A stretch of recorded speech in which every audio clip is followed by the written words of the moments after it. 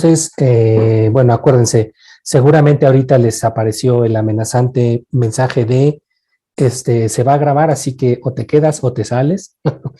Es un poco rudo, pero bueno.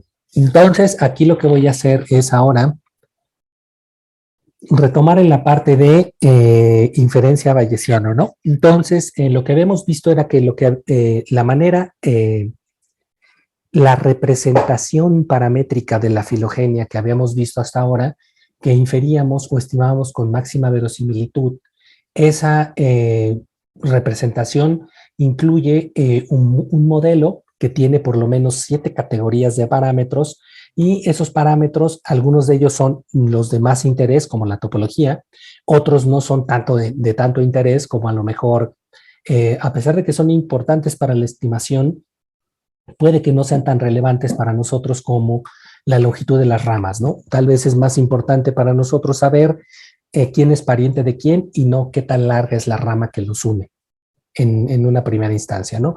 Pero son parámetros que están incluidos en el modelo y que se les tiene que asignar un valor, o sea, se les tiene que estimar para poder tener el modelo completo, ¿no?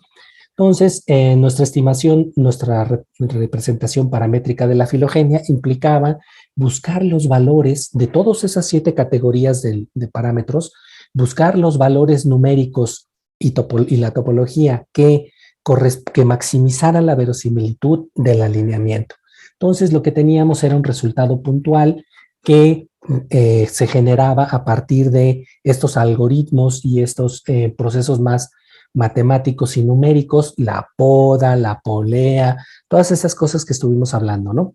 Pero en realidad ese estimado era un poco, a lo mejor, el estimar después qué tan certero era, qué tanta confianza nos daba, etcétera. Todo eso que viene en el video de prueba de Bootstrap, que espero que ya hayan visto, que les dejé en el Classroom desde hace como 3 días, que desde hace algunas sesiones, no es como tan fácil y tan intuitivo de entender, ¿no? Entonces habíamos visto que entre las opciones que se nos presentaban estaba la de el reverendo Valles. El reverendo Valles nos decía que él había descubierto la manera de identificar el árbol o de calcular la probabilidad de un árbol condicional a los datos. Entonces, pues eso está buenísimo, porque aquí era la probabilidad de los datos condicional al árbol que le presentábamos, pero bueno, eso no era como a lo mejor tan fácil de entender o tan intuitivo como decir, pues la probabilidad del árbol condicional a los datos, porque claro, y lo platicamos cuando hablamos de los priors, ¿no? Que los árboles no necesariamente, o sea, así solitos, como que es difícil estimarle su probabilidad, pero condicional a los datos que tienen mucha información filogenética, ahí sí tiene mucho sentido, ¿no? Entonces, ¿qué implicaba esto de la probabilidad del árbol condicional a los datos? Hablamos acerca de la probabilidad, desarrollamos el teorema de Bayes, hablamos de la probabilidad conjunta, de la probabilidad condicional, de la probabilidad marginal y de cómo todas esas probabilidades, hicimos el ejemplo de las fichitas, cómo todas esas probabilidades se iban conjuntando y se iban interactuando para poder llegar a la probabilidad del árbol condicional a los datos, ¿no? Eso que implicaba, y vimos que desglosado el teorema de Bayes, implicaba que la probabilidad, para poder calcular la probabilidad de un árbol condicional a los datos, había que calcular la verosimilitud del árbol. Eso de la verosimilitud del árbol ya sabíamos cómo calcularla, está la poda, la polea, Felsenstein, etcétera. Es relativamente rápido de calcular. Y luego está la probabilidad del árbol por sí solito, o sea, así nomás de ver al árbol, como qué probabilidad tenía. Acuérdense que esto corresponde a la probabilidad, en el ejemplo que vimos anterior, a la probabilidad de estar enfermo, ¿no? Entonces, que si tú venías de Tecamachalco, y en Tecamachalco la incidencia de la enfermedad era 0.01, entonces esa era tu probabilidad de estar enfermo por ser un tecamachalquense, ¿no? Entonces, pero eso estaba como más fácil para decir, bueno, la incidencia de una enfermedad, o sea, a lo mejor la incidencia de, no sé, los hongos en los pies, ¿no? Dada la localidad donde vives, ¿no? Pero aquí, estimarle la probabilidad al árbol, o sea, como dices, ah, chis, así nomás de verlo, si yo supiera, si yo le pudiera introducir algún elemento adicional, a lo mejor, pero así nomás de verlos diciendo si yo no sé la filogenia, está como difícil, ¿no? Y luego todo eso se dividía entre la probabilidad desde el árbol número 1 hasta el último de los arbolitos de la sumatoria, este es un símbolo de sumatoria, de la verosimilitud de todos los árboles por su probabilidad a priori, ¿no? Entonces, ¿esto qué implicaba? Imagínense ustedes que tenemos 10 árboles en total, o 15 árboles en total en nuestro universo de árboles. Entonces, hay que estimar la probabilidad, la verosimilitud de esos 15 árboles, asignarle una probabilidad a priori para sacar esta parte del denominador, y luego para sacar esta parte del numerador hay que hacerlo para todos los 15 árboles y sumarlo. Sumar, sumar, sumar, sumar. Al sumar todo eso, al sumar el valor de esos 15 hipotéticos árboles, lo que nos daría, imagínenselo ustedes, es como si nos diera la dimensión total de un pastel, ¿no? Imagínense que aquí el valor total de un árbol, de todos esos 15 árboles sumados, suma 100, ¿no? Por alguna razón, suma 1, porque esta es la probabilidad total. Suma 1. Entonces, del universo de opciones. ¿Cuáles son esas opciones? Las topologías. En el caso de cuando hablábamos de la prueba de, ¿cómo se llama? De la prueba médica, la totalidad de las opciones disponibles eran estar enfermo o no estar enfermo. No eran muchas las opciones, ¿no? O es Chana o es Juana, ¿no? En este caso, la cantidad de opciones que hay corresponde a la cantidad de árboles en el universo de árboles, ¿no? Si tenemos 15 árboles, entonces la probabilidad total, o sea, el 1 de probabilidad, se divide entre esos 15. Entonces, imagínense que aquí, al sumar todo, da 1, ¿no? Entonces, y al dividir la probabilidad de cada uno de esos árboles entre el total de la probabilidad, lo que nos iba a dar era esa pequeña fracción que representa cada árbol de la probabilidad total. Hagamos una analogía con un pastel. Imagínense que el pastel de la probabilidad es el que corresponde al valor de 1 y lo dividimos en 15 rebanadas. Pero esas 15 rebanadas no son de la misma probabilidad, no son del mismo grosor, porque si no, pues qué chiste, ¿no? Da lo mismo agarrar cualquier rebanada. Aquí hay unas rebanadas más gordas y unas rebanadas más flacas. Y lo que nosotros queremos es la rebanada más gorda, ¿no? Porque acabamos de salir, como ya se acabó la pandemia, es la primera boda o 15 años al que nos invitan y pues le traemos el hambre atrasada, ¿no? Entonces, queremos la rebanada más gorda. Entonces, del pastel de la probabilidad que está dividido en rebanadas de distintas grosores, nosotros queremos la rebanada más gorda, que corresponde al árbol que tiene la mayor probabilidad, ¿no? Entonces, del pastel de la probabilidad, ¿no? Entonces, hasta aquí, acuérdense que si alguien tiene alguna duda o algo así, puede levantar su manita y yo aquí veo directamente. Entonces, hasta aquí, básicamente, pues suena una buena idea, ¿no? O sea, el decir, bueno, pues de todas las topologías, yo voy a encontrar la que corresponde a la rama más gorda, y eso es lo que me ofrece el reverendo Valles, ¿no? Me ofrece un método para poder estimar esa probabilidad a partir de algo que yo ya sé estimar, que es la probabilidad, la verosimilitud y estas probabilidades a priori que en este momento parecen una cosa nebulosa, una cosa medio extraña, ¿no? Entonces, a partir de aquí, ya habíamos visto que qué es lo que necesitamos para estimar esa probabilidad posterior. Necesitamos la verosimilitud, la probabilidad a priori y esa sumatoria, ¿no? Imagínense en este ejemplo, o sea, aquí estamos reconectando un poco de la última clase, ¿no? Imagínense este ejemplo donde tenemos la probabilidad posterior de esas tres topologías y resulta ser que la topología B prácticamente tiene el 40 o tiene el 48% de la probabilidad. O sea, prácticamente es como si fuera una rebanada que equivaliera a la mitad del pastel, ¿no?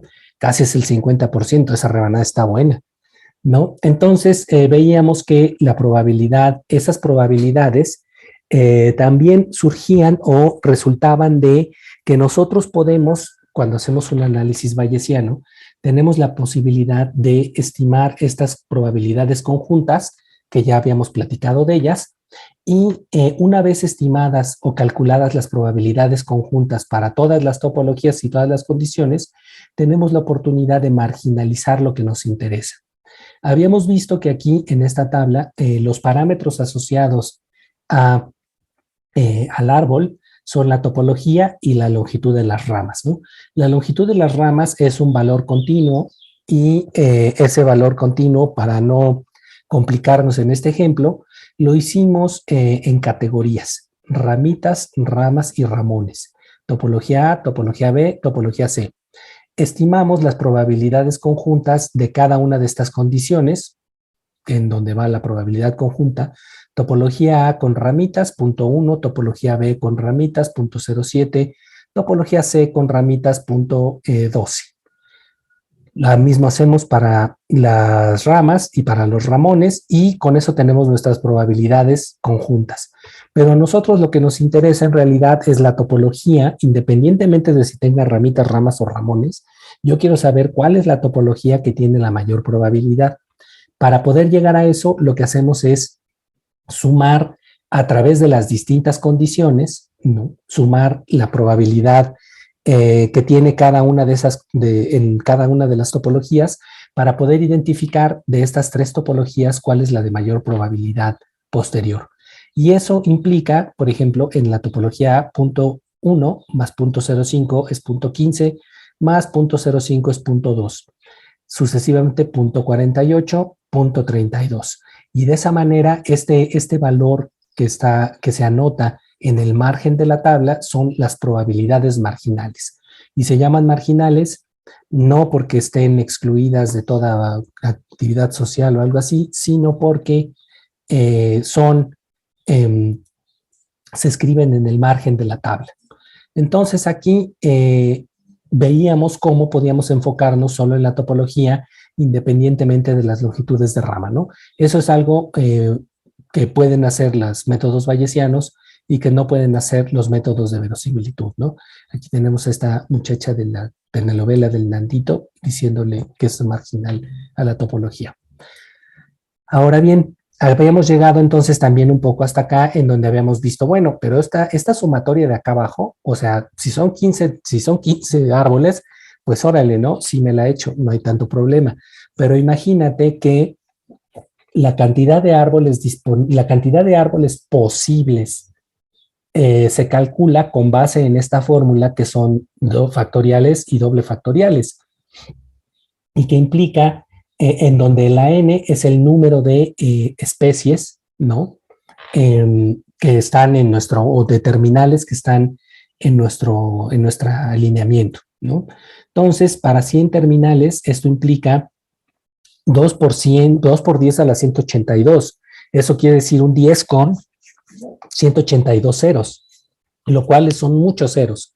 Es un universo extremadamente grande de topologías, las cuales, si nosotros quisiéramos en sentido estricto conocer, tener el 1 de probabilidad real y completo de ese universo de árboles, tendríamos que estimarle la verosimilitud a todos los árboles. Cosa que, como si recordarán ustedes de su video de las búsquedas heurísticas, eso no se puede hacer, ¿no? Eso es muy difícil o es imposible de hacer. Entonces, esta es la cara que uno pone cuando le dicen que en realidad las probabilidades posteriores está como muy difícil estimarlas porque implica calcular un montón de cosas, ¿no?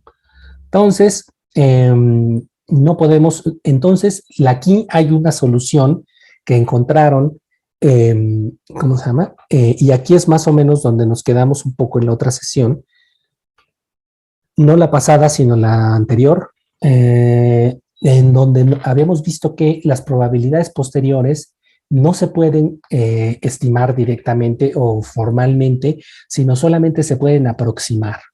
Entonces, es así como cuando hacemos no podemos hacer el cálculo completo, pero sí podemos tener una idea de por dónde andan, ¿no? Es una solución muy ingeniosa para un problema que en apariencia parecía irresoluble, ¿no? Y para eso utilizamos las famosísimas, a lo mejor ustedes ya las habían escuchado nombrar por ahí, las famosísimas cadenas de Markov Monte Carlo. Y ese Markov regresa con nosotros porque recordarán que los modelos que nosotros utilizamos son modelos markovianos. Entonces, los modelos markovianos son los que describen procesos que ocurren a través del tiempo y en los que cada cambio de estado se le puede asignar una cierta probabilidad y depende del tiempo, ¿no? Están correlacionados con el tiempo. Más tiempo, más probabilidad de cambio, menos tiempo, menos probabilidad de cambio.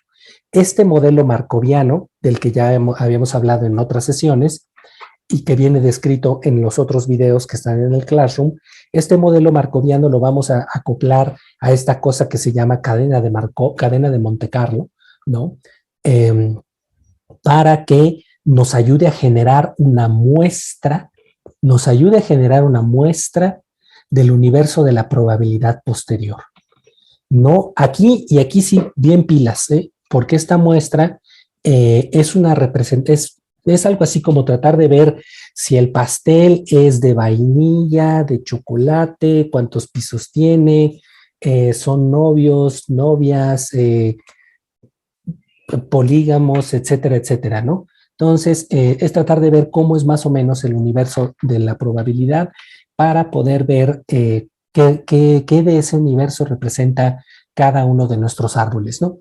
Entonces, esa cadena de Markov Monte Carlo funciona de una manera muy sui generis, en donde, como ustedes recordarán de sus análisis del video de las búsquedas heurísticas, una búsqueda heurística tenía un algoritmo de esos que les llaman ambicioso, greedy en inglés, entonces que va buscando un árbol mejor, mejor, mejor, mejor, mejor, mejor, mejor, y cuando ya no puede encontrar algo mejor, se detiene, así, stop, y te dice, este es el mejor que encontré en el lugar en el que me dijiste, ¿no? Aquí la cadena de Markov Monte Carlo, no necesariamente nada más busca el mejor, mejor, mejor árbol, sí avanza mientras va encontrando cosas mejores, pero también existe, perdón, la posibilidad de que seleccione o tome muestras o se quede con árboles que no son óptimos, sino son subóptimos, ¿no? Y eso como por qué, ¿no? Eso porque recuerden ustedes que la cadena de Markov Monte Carlo, como mencioné hace rato, quiere generar una muestra representativa del universo de la probabilidad posterior. En el universo de la probabilidad posterior hay árboles malos, medianos y buenos. Si yo nada más me quedara con arbolitos buenos, pues eso no es una muestra representativa de la probabilidad, del espacio de la probabilidad posterior. Una muestra representativa del espacio de la probabilidad posterior debe de incluir árboles malos, medios e intermedios. Y los debe de incluir, y aquí es donde viene el chiste y pónganse pilas, estos deben de estar representados en proporción directa de su probabilidad posterior. En esta muestra que nosotros estamos generando, los valores aparecen en proporción directa de su probabilidad posterior. Aquí sí, después hagan un post-it, escriban cartelones, si tienen la mala costumbre de vandalizar el metro, pues escríbanle ahí en el asiento. Las cadenas de Markov Monte Carlo generan muestras del espacio de la probabilidad posterior en las que los valores aparecen en proporción directa de su probabilidad posterior. A lo mejor salen después en algunas cosas así como de, si no salen en los memes de acción poética, por lo menos saldrán en los memes de acción bayesiana, ¿no? Entonces, si vandalizan el metro y le escriben eso, ¿no? Entonces, Eso querría decir que si, por ejemplo, en nuestro caso específico, ¿no? En nuestro caso específico, nosotros quisiéramos, tenemos un árbol, una topología que tiene el 48% de la probabilidad. Luego tenemos una topología que tiene el 20% de la probabilidad y una topología que tiene el 32% de la probabilidad. Si yo pusiera a correr mi cadena de Markov Monte Carlo durante suficiente tiempo para que pudiera generar esta muestra representativa del espacio de la probabilidad posterior, la topología B, si yo generara una muestra que tuviera mil árboles, si yo tuviera una muestra que contuviera 1000 árboles, de esos 1000 árboles, ¿cuántos corresponderían a la topología B?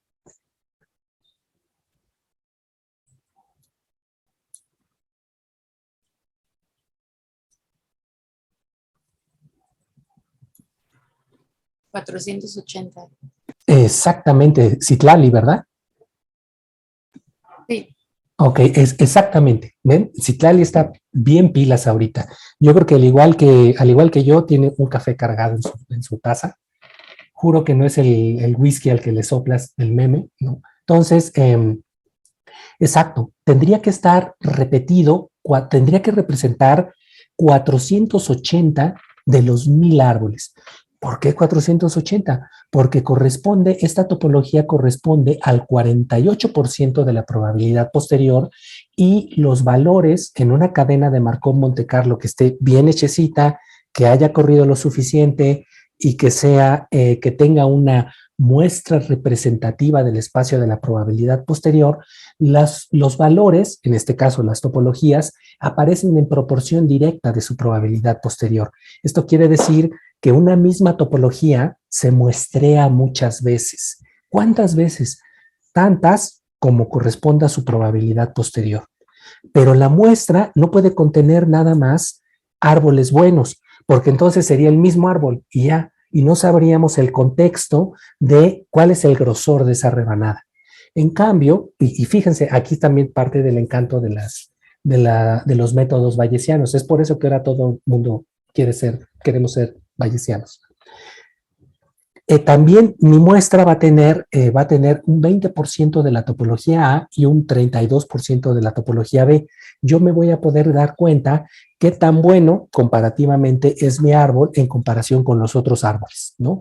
Entonces, de 48 a 32, pues sí parece significativo, pero este ejemplo, acuérdense, es como de libro, es como de bolsillo y en la vida real a lo mejor la diferencia no es tan grande, ¿no?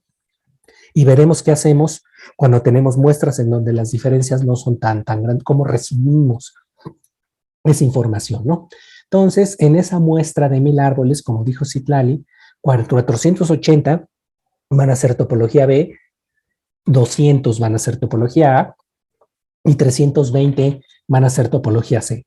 Entonces, como ven, la cadena de Markov Monte Carlo es una herramienta muy particular que no solamente toma el mejor valor o no solamente busca el mejor valor, sino que también toma valores subóptimos, topologías con el 20% o el 32% para completar la muestra y que yo tenga una perspectiva en la que pueda conocer esa probabilidad de cada topología, ¿no? Entonces, aquí está el universo de las 15 topologías, ¿no? 1, 2, 3, 4, 5, 6, 7, 8, 9, 10, 11, 12, 13, 14, 15. Las topologías aquí están acomodadas según qué tanto se parecen entre sí. Por ejemplo, esta que está aquí en el centro tiene el grupo CE y luego tiene el grupo BD. Para llegar de esta topología a esta otra, que tiene también el grupo CE, yo tendría que intercambiar la D por la A. Si intercambio estas dos especies de posición, se convierte en este árbol. Si intercambio el A por B, se convierte en este árbol. Si ustedes se fijan, la cantidad de flechitas que hay entre una topología y otra indica o corresponde o es indicativa de la cantidad de cambios que tengo que hacer para convertir este árbol en, por ejemplo, este otro, ¿no? Entonces tendría que hacer 1, 2, 3 cambios para llegar desde aquí hasta acá. Entonces, las topologías más parecidas están más cercanas entre sí. Las que se parecen menos están más lejanas entre sí, ¿no? Así está acomodado este universo de árboles. Imagínense que el árbol de la topología del árbol que tiene la mayor probabilidad posterior es este que está, bueno, ahí se ve como medio amarillito, pero según yo era como el árbol, el boleto dorado de Charlie y la fábrica de chocolates, ¿no? Entonces, imagínense que este es en la topología dorada. Los árboles que se parecen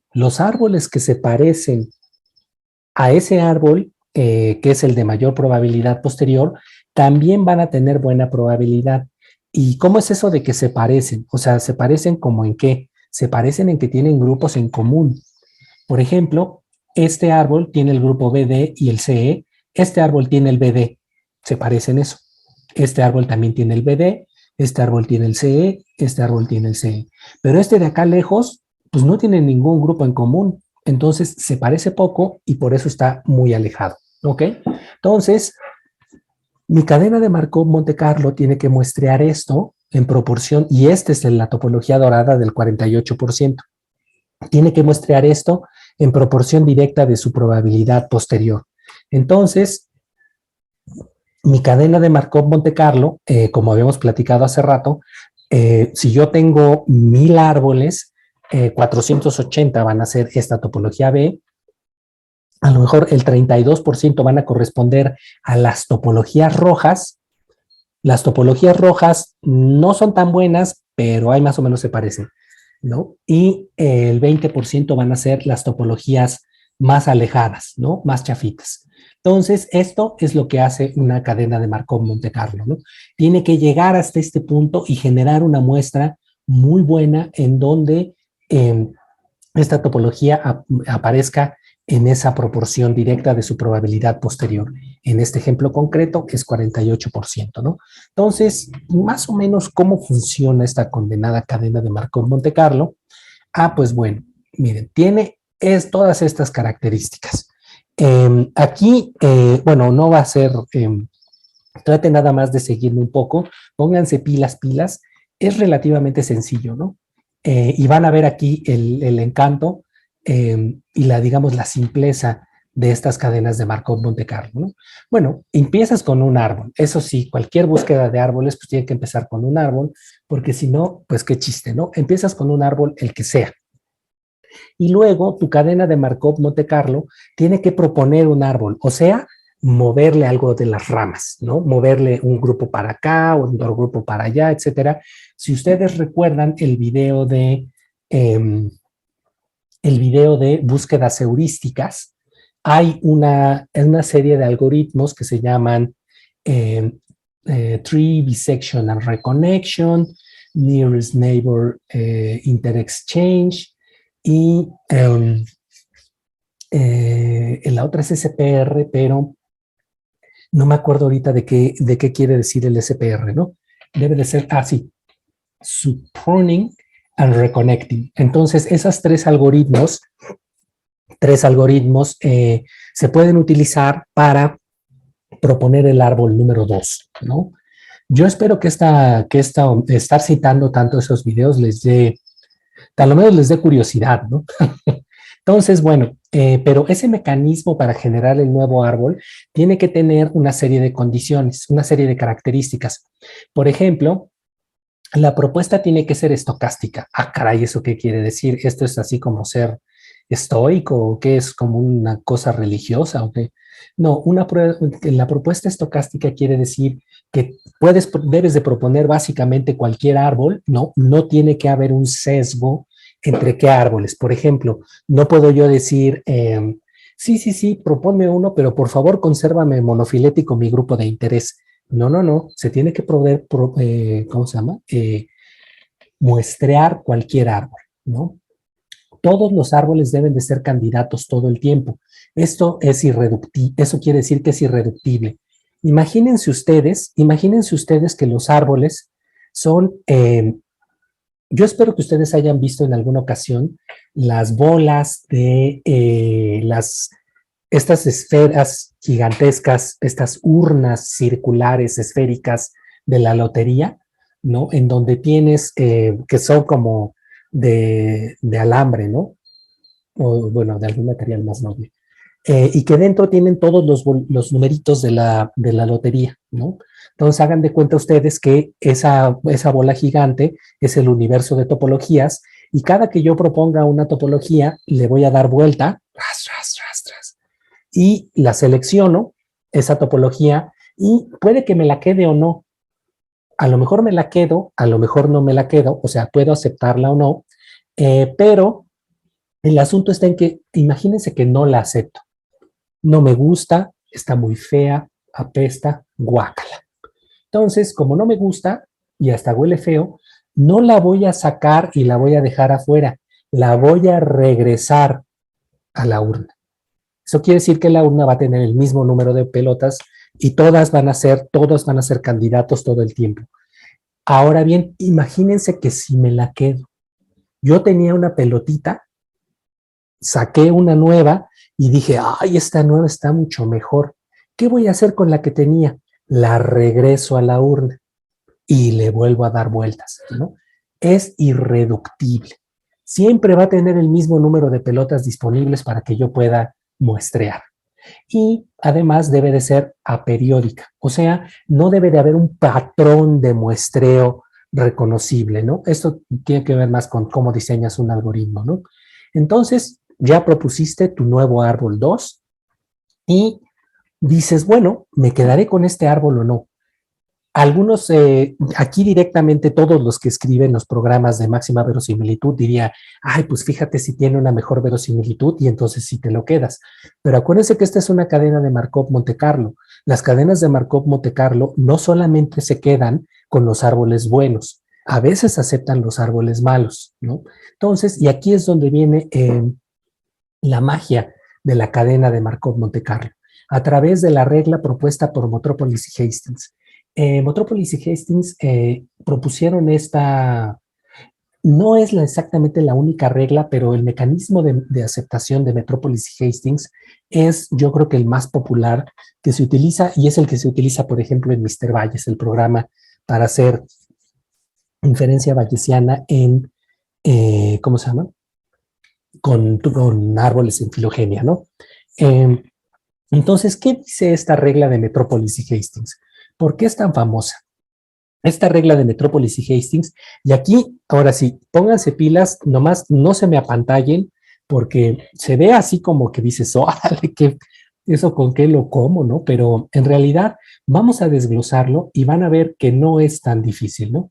Entonces, básicamente es una serie de cocientes, la multiplicación de un par de divisiones. Esas divisiones son la probabilidad posterior del nuevo árbol propuesto, o sea, el árbol que tiene este teta es que tiene este que parece, esta letra griega que parece un tridente y que tiene, la que tiene una comita es el nuevo árbol, el árbol 2, y la que no tiene comita es el árbol 1. La probabilidad posterior del árbol propuesto, ¿no? O sea, la probabilidad del árbol condicional a los datos, dividido entre la probabilidad posterior del árbol que ya tenía en la mano, ¿no? O sea, esto en realidad es en cierta manera darse cuenta de si es mejor o si es mayor o mejor o peor que el que ya tenía. Eso multiplicado por una cosa que vamos a llamar el cociente de la propuesta. ¿Y esto cómo se cose o cómo se come o qué, no? El cociente de la propuesta es la probabilidad de llegar desde el árbol en el que estás hasta el árbol nuevo, dividido entre la probabilidad de llegar desde el árbol nuevo hasta el árbol anterior.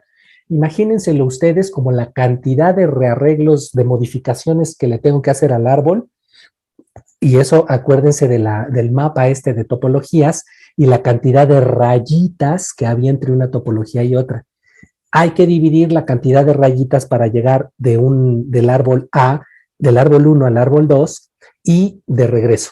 Aquí ustedes ya se estarán imaginando, ah, caray, pues eso suena como que son el mismo número, ¿no? Vamos a ver eso más a detalle. Vamos a desglosar esto y hacérnoslo más sencillo, ¿no? Entonces, estos cocientes, el primer cociente de la probabilidad posterior del árbol propuesto sobre la probabilidad posterior del árbol que ya tengo. Eso suena como que, ay, esto está bien difícil. Sí y no. Vamos a desglosar.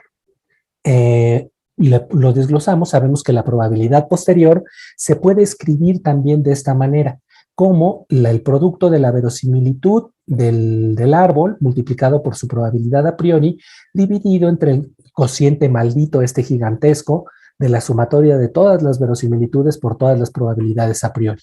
Hacemos un cociente de esos dos. Como este valor de acá abajo es el mismo para ambos, es exactamente el mismo para ambos, porque los dos pertenecen al mismo universo de árboles, entonces, simple y sencillamente, estos dos se cancelan. Miren, ¿cómo se llama? Esos dos eh, se cancelan, ¿no? Entonces, así me quedé yo, ¿no? Así me quedé yo, cuando vi que esos dos se cancelaban, ¿no?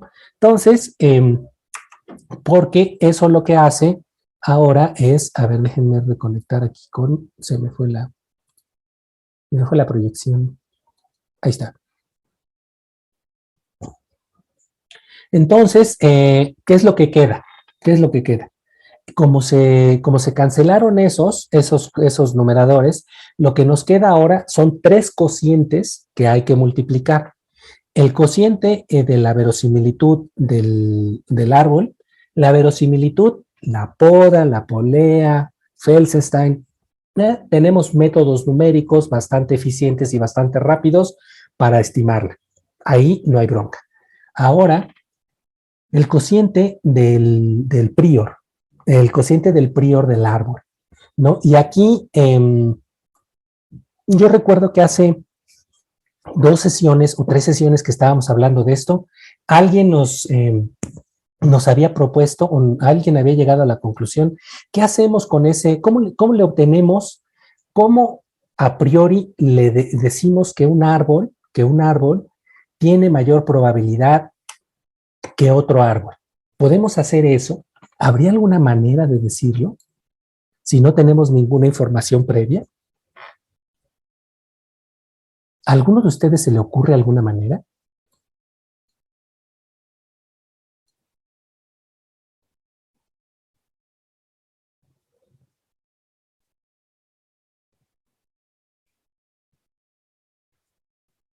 ¿No? Por ejemplo, imaginen algo más concreto, ¿no? Aquí, estos árboles.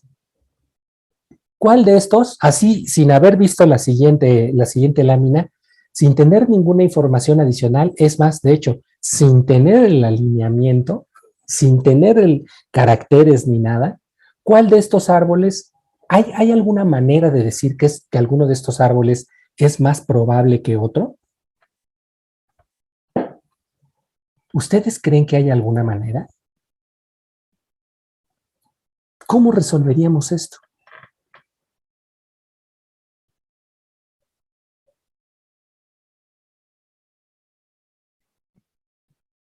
Habíamos dicho que se les daba el mismo valor, ¿no? Exacto, exacto. Entonces, como no hay ninguna manera, digamos, numérica en ese momento de asignarles el mismo valor, un valor diferencial, entonces les asignamos el mismo valor.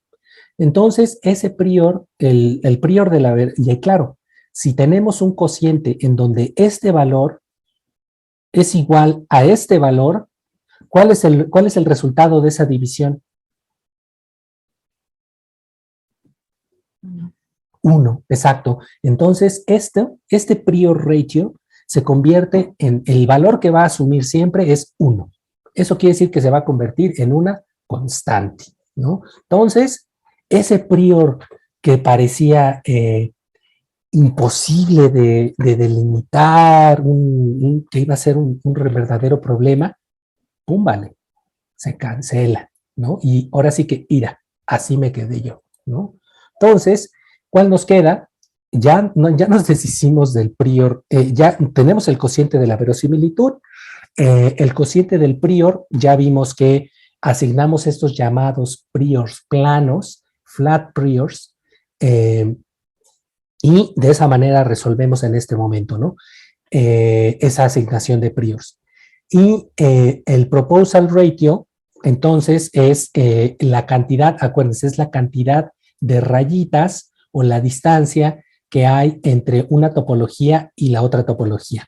Entonces, como ustedes, como yo les comentaba hace rato, ya se deben de estar imaginando, la distancia entre este árbol y este otro árbol, la cantidad de rearreglos de ramas que le tenemos que hacer para convertir este árbol en este árbol, es exactamente la misma cantidad de rearreglos de ramas que le tenemos que hacer para convertir este en este. Entonces, de nuevo, este proposal ratio se convierte en una constante, porque la distancia entre una topología y la otra topología es básicamente la misma, ¿no? Technicalities, a veces los parámetros, cuando los parámetros son continuos, o sea, imagínense, claro, esto, ahora imagínense, esto lo tengo que, mi representación paramétrica de la filogenia no solamente incluye a la topología, mi representación paramétrica incluye 7 categorías de parámetros. Algunas categorías son, prácticamente todas estas categorías asumen valores continuos. Por ejemplo, la forma de la gama, ¿no? Acuérdense este parámetro de la gama que intenta representar la heterogeneidad de tasas de cambio en las columnas, lo que en nuestra analogía del metro equivale a la tasa de cambio entre los diferentes asientos en un vagón, ¿no? Y aquí sí, bueno, casi conmemorando ayer se conmemoró un año más el primer año de la tragedia de la línea 12 y seguimos esperando a ver si van a meter a la cárcel al gordo de Slim, ¿verdad? Pero bueno, en fin. Entonces, hay parámetros que son continuos, ¿no? La longitud de las ramas, etcétera, etcétera, pero se pueden utilizar densidades de probabilidad para mantener la simetría, ¿no? Esto tómenlo como una nota al calce. Si alguno de ustedes después quiere profundizar en métodos bayesianos, después podemos platicar, ¿no? Entonces, el asunto está en que ese cociente, ese mecanismo de aceptación de Metrópolis y Hastings que implicaba la probabilidad posterior del árbol que he propuesto sobre el que tengo y que parecía así de entrada decir como, híjoles, pues no me lo estás poniendo más fácil, mano, ¿no?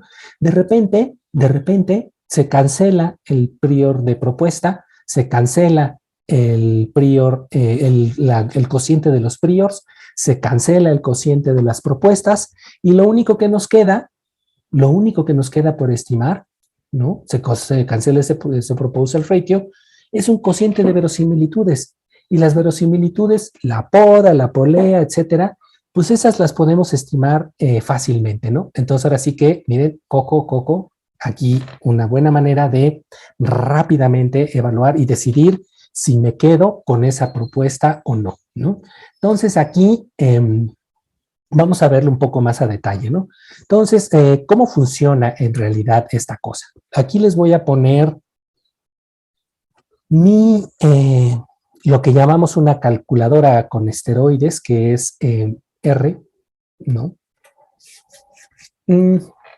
Zoom in, a ver, lo voy a hacer más chiquita. Zoom in, zoom in, zoom in. Ok, aquí ya nos quedó como de la ventana, yo espero que puedan verla toda sin problema, ¿no? Entonces, acuérdense, aquí déjenme traerme aquí al chavo este para que nos recuerde que queremos hacer ¿cómo se llama? Un cociente de verosimilitudes. Acuérdense que la verosimilitud siempre cuando la expresamos, acuérdense aquí de cuando teníamos los arbolitos así súper chiquititos, nuestro ejemplo de bolsillo con 3 arbolitos en el que les calculábamos la verosimilitud a todos, Acuérdense que la verosimilitud es un número por debajo de 0, por debajo de 1, que es muy chiquito, muy chiquito. Tiene un montón de ceros. Entonces, ese tipo de números, por lo general, como ustedes recordarán de las clases, es un número que es muy chiquito para poder evaluar, para poder manejarlo en la computadora de manera eficiente y por lo tanto, la manera que utilizamos para generar un número que se pueda manejar, que en la computadora no vaya a desbordarse su procesador lógico porque dice, este número no le entiendo, entonces es que le sacamos el logaritmo natural. El logaritmo natural nos da un valor que es un número negativo. Ese número negativo, mientras más cerca está del cero, más cerca, miren, vamos a ver, si le sacamos debe de ser, a lo mejor, vamos a hacerlo más chido, ¿no? 0.05, ¿no? Ahí está. Ahí. Déjame acordarme con qué saco logaritmos naturales. El exponencial, pues es expo, ¿verdad? Pero, sí, es log. Hagan de cuenta que la probabilidad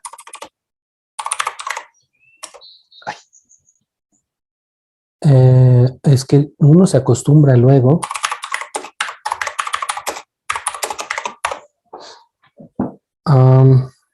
Ok. Ahí está, ya limpié la pantalla, ¿no? Entonces aquí tengo de nuevo, estoy todavía dentro de R.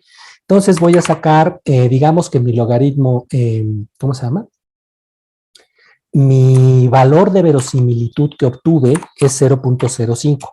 Entonces eso me va a dar un logaritmo de menos 0.69. Ahora bien, vamos a ver qué pasa si mi probabilidad posterior, si mi verosimilitud es muy chiquitita todavía, o sea, es por ejemplo 0.05. Este número 0.05 es 10 veces más pequeño que 0.5. Estamos ahí de acuerdo. Entonces, este logaritmo de 0.05 tiene que generarme un valor negativo que esté más lejos del cero que este 0.069. Vamos a ver si es cierto eso, lo que dice el profesor. Aquí está, menos 2.99. Yo digo que 0.69 está más cerca del cero, menos 0.69 está más cerca del cero que menos 2, casi menos 3. ¿Ok? Entonces, aquí es nada más para que recuerden que mientras más lejos está el número negativo del cero, eso quiere decir que está más gacho, ¿no? Está más feo. Es un número, es una verosimilitud menor, ¿no? Cuando hablamos de logaritmos naturales. Pero aquí mi cociente es de verosimilitudes, no del logaritmo natural de las verosimilitudes. Porque imagínense, si yo pusiera, hagan de cuenta que mi árbol nuevo es este que tiene 0.05, ¿no? Y yo hiciera un cociente entre 0.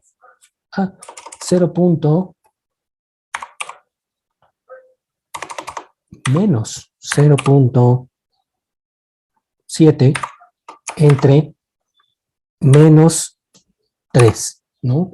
Entonces aquí, si yo dijera, no, pero es que este árbol es mucho más chicho porque su valor está mucho más cerca del cero, entonces seguramente le va a ganar acá, ¿no? Entonces yo hiciera un cociente así, pues el cociente no me saldría en realidad, ¿no? Aquí lo que te propone esta cadena de Markov-Monte Carlo, ahorita que vimos este primer, ¿cómo se llama? Recordamos cómo se mide la verosimilitud. El siguiente paso en la cadena de Markov-Monte Carlo, lo que nos dice es, una vez que ya tienes el valor y aplicaste la regla de Metropolis-Hastings y tienes esta R de acá, déjenme recordarles, la R es Esta. Acuérdense, estuvimos calculando esta R. El valor de la R es igual al cociente de estos cocientes multiplicados de estos cocientes.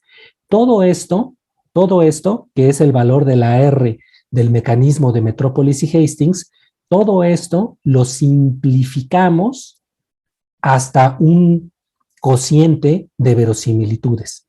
Coco. Lo simplificamos a un cociente de verosimilitudes. Entonces la R se reduce a un cociente de verosimilitudes. Si la R es mayor al valor al número 1, o sea, si la R está por arriba de 1, eso quiere decir que el árbol que yo tengo, o sea, el árbol 2, es muy bueno, es mejor que el árbol 1 y lo voy a aceptar. O sea, siempre que me encuentro un árbol que es mejor al que tengo, lo acepto. Ahora bien, ¿qué hago con el otro árbol? El otro árbol, acuérdense, no lo voy a tirar a la basura. Lo voy a regresar a la urna de donde nuevamente voy a dar vueltas y voy a tomar otro árbol, ¿no? Entonces, para el mecanismo de propuesta, ¿no? Entonces, si el árbol propuesto genera un cociente de R y el valor es mayor a 1, acepto la propuesta. Pero si la R es menor a 1, no necesariamente tiro a la basura el árbol. ¿Qué es lo que hago? Voy a generar un número aleatorio y si ese número aleatorio es menor al valor de R, entonces me quedo con el árbol. Achis, los mariachis. ¿Cómo es eso? Vamos a regresar a R y yo voy a hacer el mecanismo de propuesta, ¿ok? Entonces, acuérdense, aquí el cociente es un cociente entre el árbol nuevo dividido entre el árbol que ya tenía, ¿ok? Entre el árbol viejo. Entonces, imagínense que el árbol nuevo es mejor que el árbol viejo. Entonces, ese árbol nuevo va a tener va a tener un valor de verosimilitud más alto y en logaritmo natural va a tener un número negativo más cercano al 0, por lo que expliqué hace ratito, ¿no? Entonces, de nuevo, estos son cocientes de verosimilitudes, no son cocientes del logaritmo natural de la verosimilitud. Por lo tanto, tengo que cambiar ese logaritmo natural a un exponencial, que es la operación contraria al logaritmo natural, ¿no? Entonces, imagínense que tengo un exponencial de menos 5, un árbol que mide menos 5 en verosimilitud. Y el árbol, ese es el árbol nuevo. Acuérdense, el árbol de comita. Y el árbol viejo es más chafa. El árbol viejo es más chafa. Entonces, ese va a tener un número exponencial más lejos de más lejos de el 0. Entonces, este va a ser menos 7, ¿no? En este cociente, si este número, si el número acá del denominador es mayor al del numerador, el cociente será menor o mayor a 1.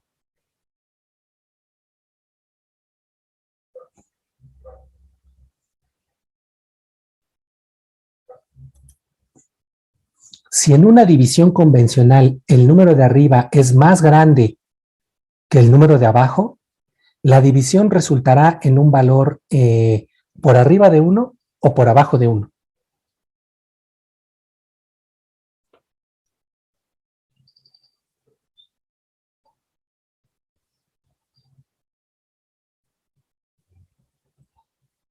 Arriba.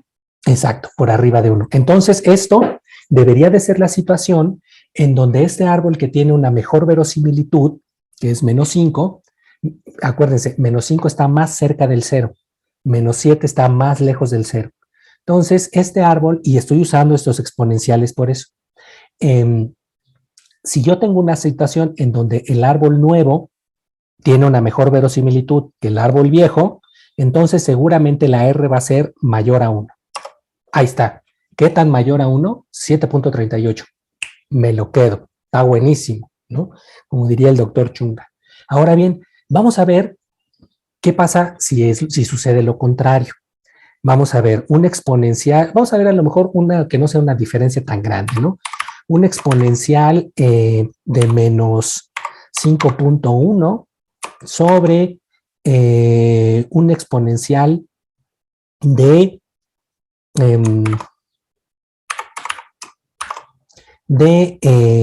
menos 5.2, ¿no? Aquí, de todas maneras, voy a aceptar el árbol. Miren, apenitas rascándole arribita del 1, ¿no? Ahora vamos a ver qué pasa si la situación fuera al revés. Un exponencial de menos 5.2. Aquí el árbol nuevo es subóptimo. Y un exponencial de menos 5.1. El árbol nuevo, o sea, el árbol comita, es peor, o sea, su valor está más lejos de 0 que el árbol que ya tengo. Entonces, esto, si en el caso anterior el valor era mayor a 1, en este caso el valor de esta división va a ser menor a 1, ¿no? Y ustedes piénsenlo como cualquier división. Si este número es más chiquito que este número de acá abajo, pues el valor va a ser menor a 1, ¿no? Va a ser como si fuera esto una fracción, ¿no? Entonces, ¿qué tan menor a 1? 0.09, ¿no? Entonces, ahora bien, ¿qué me dice ahora mi regla de Metropolis Hastings? Me dice, si la R es menor a 1, a ver, aquí la R es menor a 1, sí, sí es menor a 1, efectivamente. Si la R es menor a 1, genera un número aleatorio entre 0 y 1. Si el número es menor a la R, entonces te lo quedas, ¿no? Entonces, vamos a ver. Vamos a utilizar a R para que nos genere un número aleatorio entre 0 y 1, ¿no? Va que va. ¿Ustedes creen que haya mucha probabilidad de que yo genere un número menor a 0.9 o que haya poca probabilidad de que genere un número menor a 9, a 0.9?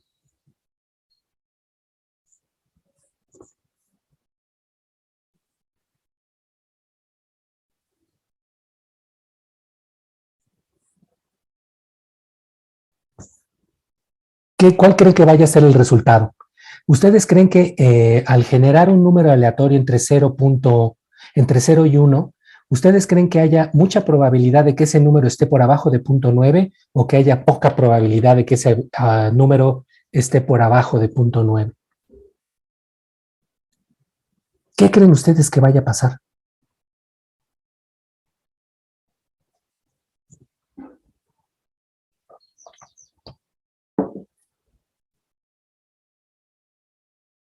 Ni idea. ¿Están desconcertados?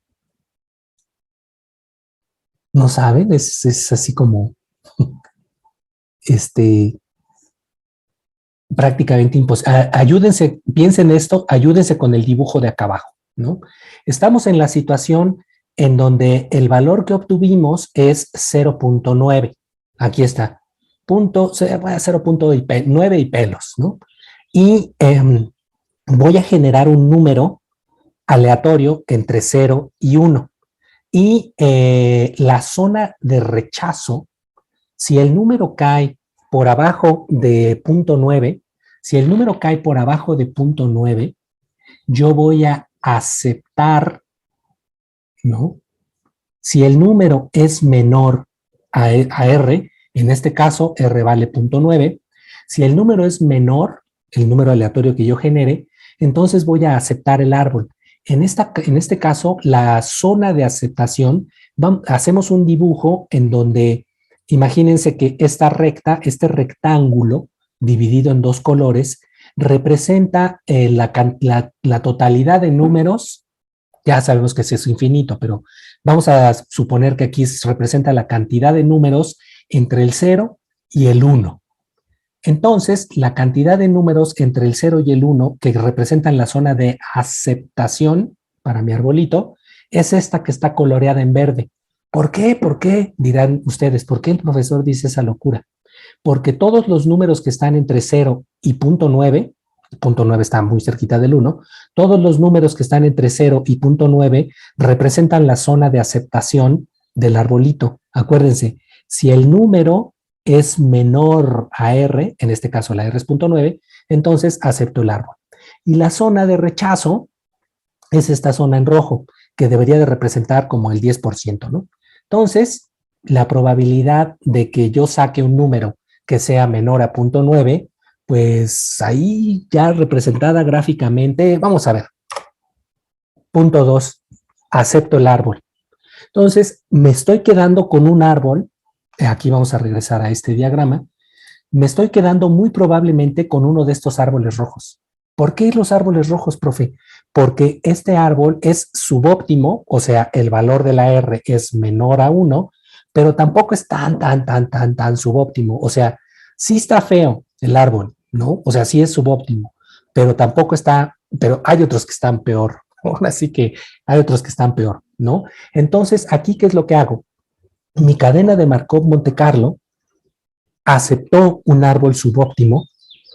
¿Y qué hizo con el árbol bueno, con el árbol buenísimo?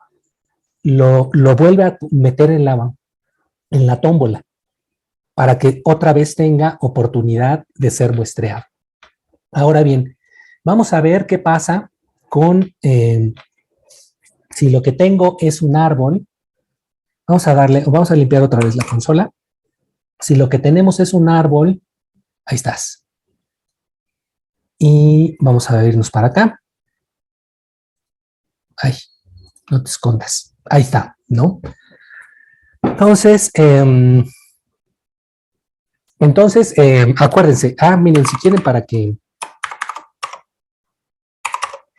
Miren, vamos a volver a sacar aquí el desplegado. Para que vean. Esto cuando se actualizó, el 22 de abril apenas. Calistenia vigorosa. O sea, los nombres que le dan a las versiones de R, sí, de plano.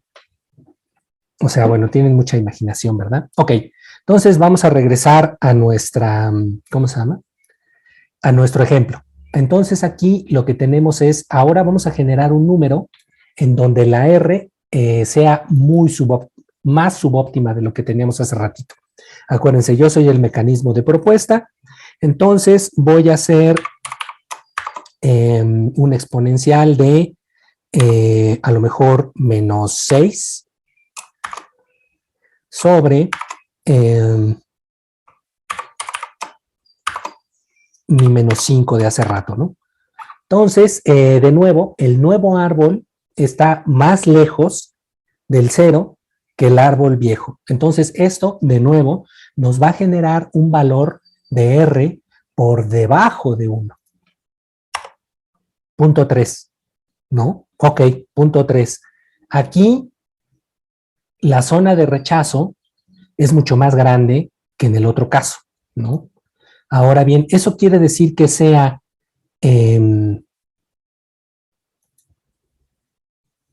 miren, como es multitasking, me quedé con una terminal acá abierta, ¿no? Ay, no. ¿Dónde me quedó mi...? Ah, sí, aquí estás. ¿Dónde estás?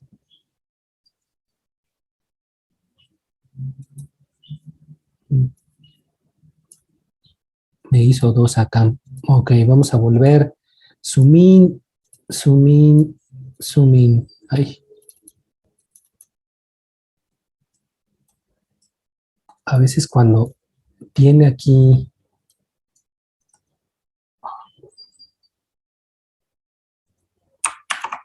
Ay, es que lo hice demasiado grande. Zoom, normal size. Ay, no, espérense. Ahí estás. Otra vez. Es que como que me anda fallando mi mouse. A ver, vamos a utilizar el mouse de acá. Yo creo que ya trae baja la pila y como es de esos inalámbricos, luego quiere participar en la clase y dice, no, pícale acá, pícale acá. Y yo le digo, no, ¿cómo crees si eso no es lo que yo quiero poner? Me vale. Ok, entonces vamos a regresar a R. vamos a hacer uno que era más subóptimo, ¿ok? Exponencial de menos 6 entre exponencial de menos 5. El árbol nuevo es más chafita que el árbol que ya tengo, ¿no? 0.3. Entonces vamos a ver si aquí la probabilidad de que tengamos un número que sea más grande, que sea más chico que 0.3, pues disminuye. Entonces, a lo mejor aquí lo que estamos hablando es de estos árboles de por acá, de los azules. La probabilidad de que me quede yo con uno de esos a lo mejor es más pequeña, ¿no? Pero vamos a ver. Punto 0.5, tuvo suerte y lo agarré, ¿no? Entonces vamos a ver uno más. A lo mejor punto 6.1. Ahora es punto 33. Hace rato era punto 36, ahorita es punto 33. Vamos a sacar un número aleatorio, rechazado. ¿Será imposible sacar un número menor? Yo digo que no. Vamos a ver cuántos intentos nos lleva. Rechazado, rechazado, rechazado. Acuérdense, este número, el número aleatorio, tiene que ser menor a punto 33. Aquí es punto 6, punto 8, punto 7, punto 4, punto 9, punto 4, punto 8, punto 5, punto 9, punto... ya, listo, ahí ya. Punto 2, ya lo acepté. Después de 1, 2, 3, 1, 2, 3, 4, 5, 6, 7, 8, 9, 10 intentos, pero lo acepté.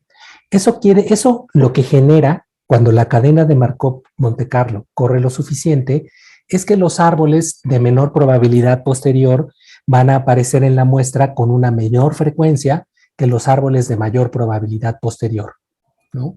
Y eso es debido a que el mecanismo de propuesta de Metrópolis y Hastings, así tan sencillo, tan simplón, etcétera, como lo ven, está pensado para generar la muestra que tenga esas características, ¿no? Entonces aquí, si alguien tiene una pregunta, comentario o algo por el estilo, ya saben que pueden levantar su manita y yo aquí los estoy viendo, ¿no? Entonces, vamos a ver una analogía que propone nuestro queridísimo amigo Paul Lewis, ¿no? Es más, algún día habría que, bueno, no creo que venga, ¿verdad? Si lo invitamos, le decimos, oye, Paul, ahí está, ya estamos compartiendo otra vez. Entonces, Paul Lewis nos dice que ustedes imagínense como que, de nuevo, la analogía de las montañas, ¿no? Entonces, una montaña representa la zona de el universo de la probabilidad. La base de la montaña representa las zonas de baja probabilidad posterior. La zona de la cumbre de la montaña representa las zonas de alta probabilidad posterior. El explorador, aquí un Stormtrooper, el explorador, siempre que se le proponga subir, o sea, siempre que el cociente sea mayor a 1, siempre va a aceptar el árbol y eso equivale a ir subiendo a la zona de mayor probabilidad posterior, ¿no? Pero de cuando en cuando se va a encontrar con árboles subóptimos. Esos árboles subóptimos no los va a tirar a la basura. ¿Por qué? Porque yo quiero generar una muestra en donde los árboles aparezcan en proporción directa de su probabilidad posterior. Si el árbol aparece poquitas veces, de todas maneras tiene que aparecer, aunque sean poquitas veces. ¿Y cómo me aseguro de que aparezcan poquitas veces? Pues utiliza el mecanismo de aceptación de Metrópolis y Hastings con la R que ellos proponen. De esa manera, los árboles muy subóptimos frecuentemente serán rechazados, pero de cuando en cuando serán aceptados y se incorporarán a la muestra. Dices, abusadillo desde chiquillo. Los árboles que son ligeramente subóptimos o ligeramente malos, de cuando en cuando los acepta, como ese que estaba en la zona del punto 9. Entonces esos van a ser muy parecidos al árbol nuevo, al árbol de mayor probabilidad posterior, no exactamente igual, pero van a ser muy, muy, muy parecidos y por lo tanto van a tener mucha probabilidad posterior. Cuando les digo muy, muy, muy parecidos, o sea, imagínense, vamos a sacar otra vez el paper del psilocibe, ¿no? Y quiero enseñarles, o sea, un árbol real, ¿no? En donde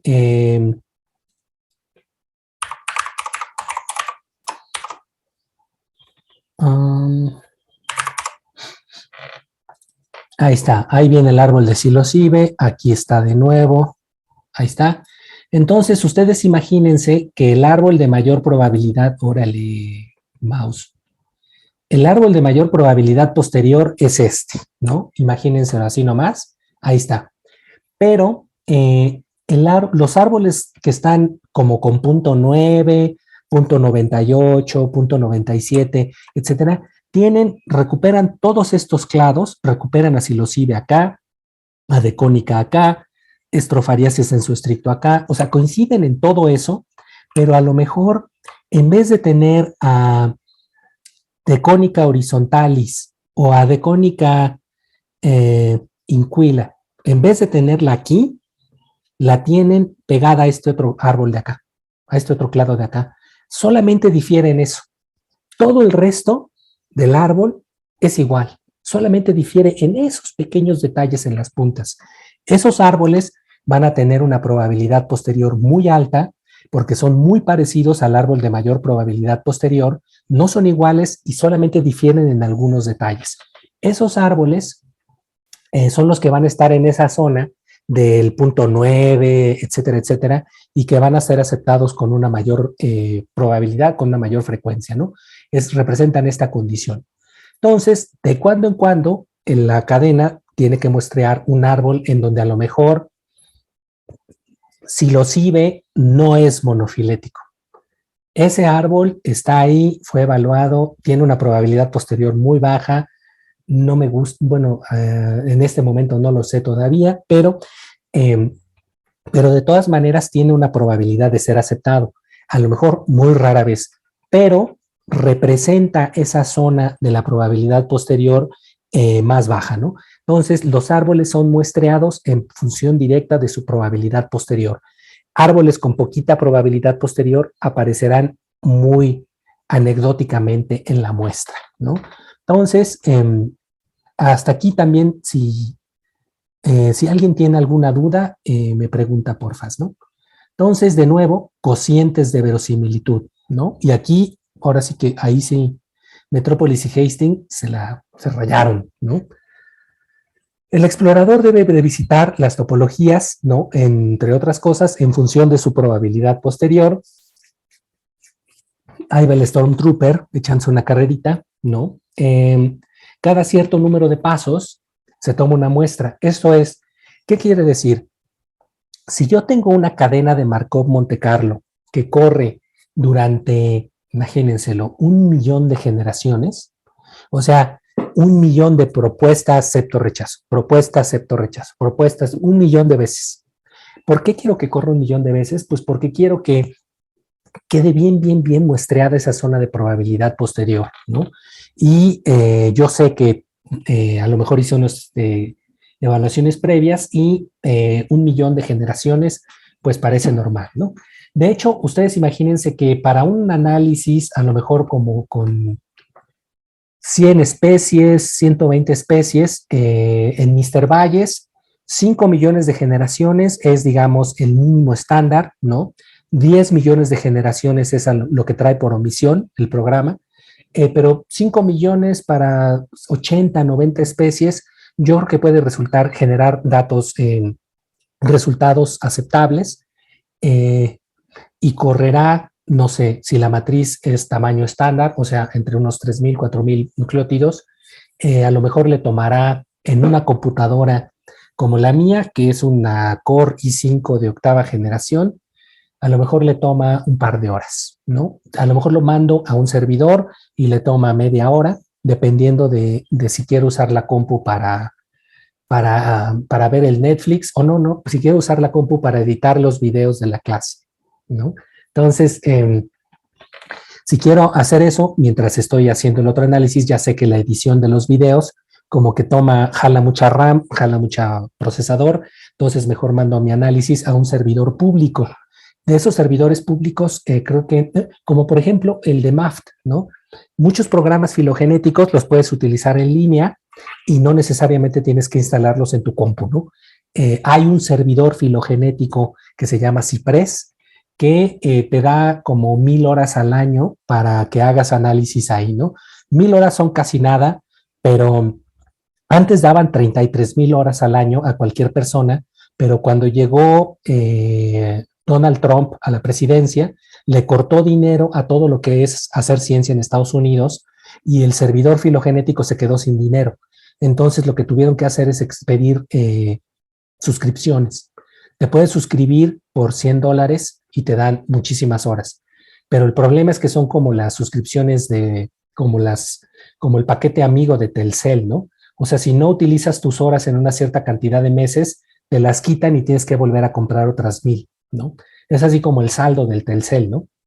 Y otra vez, el gordo de Slim, haciéndose rico a costa de nosotros y de todos los demás en este país. Pero bueno, es amigo del presidente, así que nos tenemos que aguantar, se supone. Ok, entonces, puedo yo hacer 5 millones de generaciones y a lo mejor ustedes se estarán preguntando, oiga, profe, pero ¿cuándo es tantito, no? ¿Qué tanto es tantito para correr una cadena? Eso lo vamos a ver en unos momentitos, ¿no? Ok, acuérdense que, de nuevo, si tienen alguna duda o pregunto lo que sea, levanten su manita, ¿sale? Entonces, visita las cadenas, visitan en su proporción, no se quedan con todos los pasos, con todos los valores.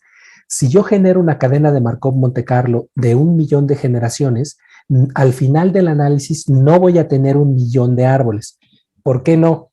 Porque eso generaría un problema estadístico que se llama autocorrelación. ¿Qué es eso de la autocorrelación? Quiere decir que el árbol 1 de la cadena se parece muchísimo al árbol 2 de la cadena y se parece mucho al árbol 3 de la cadena y así sucesivamente. Si yo me quedo con el millón de árboles de la cadena, entonces todos ellos entre sí, uno seguidito del otro, se van a parecer mucho y eso genera un problema de autocorrelación que a su vez genera un problema en el que la muestra de datos no es estadísticamente significativa. O sea, el tamaño efectivo de muestra, que así es como se llama, es pequeño, porque la muestra tiene autocorrelación. Cada dato se parece mucho a los datos que están antes y después. ¿Cómo evito la autocorrelación? No te quedes con todos los valores. Si generas una cadena de 1 millón de generaciones, no te quedes con el árbol del paso 1, del paso 2, del paso 3, sino mete un espacio o espera un cierto número de generaciones antes de tomar una muestra. Por ejemplo, toma una muestra, quédate con el árbol del paso 1, deja que corra en el paso 2, 3, 4, 5 hasta el 1000 y en el paso 1000 te quedas con ese árbol. Eso quiere decir que el árbol 1 y el árbol 1000 son lo suficientemente diferentes como para que no haya autocorrelación entre esas muestras. ¿Eso qué me va a generar? Me va a generar que en mi cadena de Markov Monte Carlo de 1 millón de árboles, si yo tomo una muestra cada 1000 árboles, pues, ¿alguien sabe cuántos árboles voy a tener al final?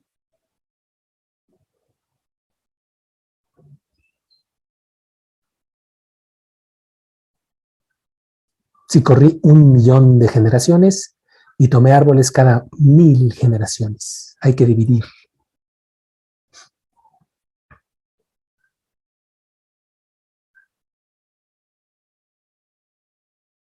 Bueno, aquí ya se quedaron como patidifusos. Me quedaría yo con 1000 árboles. 1000 por 1000 es 1 millón, ¿no? Entonces, si yo divido 1 millón entre 1000, el resultado es 1000, ¿no? Entonces, esos 1000 árboles en esos 1000 árboles, en nuestro ejemplo aquí de bolsillo, 480 de esos 1000 árboles tendrían que ser la topología B y así sucesivamente, ¿no? Entonces, si la cadena muestreó bien esa sección, ¿no? Entonces, ahora bien, como lo que yo tengo es no tengo un resultado puntual, ¿no? Como me dice aquí mi teorema de Bayes, mi teorema de Bayes convertido a filogenias, donde la T es el arbolito, me dice que yo puedo estimar la probabilidad posterior del árbol si hago todo esto, pero esto ya, de nuevo, no lo puedo estimar, etcétera, etcétera.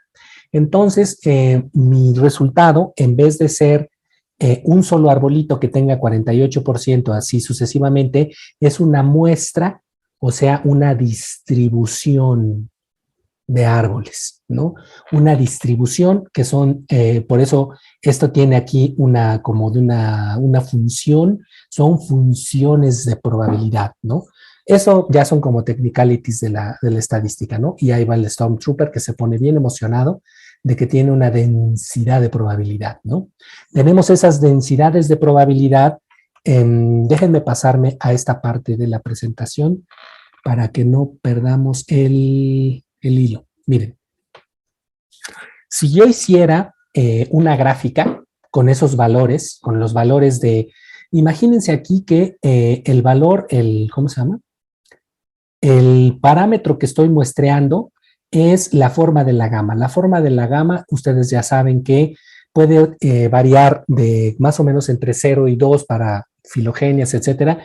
Es un numerito continuo, es un valor continuo que va de 0 a más arriba, ¿no? Entonces, en este caso, la cadena de Markov-Monte Carlo, muestreó esta probabilidad, ¿no? O esos valores de la densidad. Y lo que encontramos aquí es que esos valores, los valores fueron muestreados en proporción directa de su probabilidad posterior. Aquí, en el eje de las Y, lo que tenemos es la frecuencia, o sea, el número de veces en toda mi muestra que aparece un cierto valor. El valor, aquí son categorías porque es un histograma, ¿no? El valor que está como 0. ¿Qué será esto? 0.18 a lo mejor. Ese valor es el que tuvo una mayor frecuencia. Aunque claro, el valor que está junto, pues no canta mal las rancheras, ¿no? Entonces, un análisis, entonces yo aquí lo que veo, en esta gráfica se llama gráfica de densidad o density plot. Las gráficas de densidad lo que nos muestran es cómo se distribuyen los valores que tenemos en una muestra de una cadena de Markov-Monte Carlo. ¿Cómo se distribuyen esos valores? Vamos a ver una cadena. Déjenme buscarles un archivo aquí que tenga de otro análisis que sea punto .t. A ver si me genera algo. No,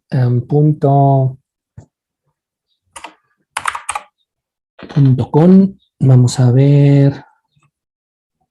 No, esas son cosas horrorosas de output country. Vamos a ver.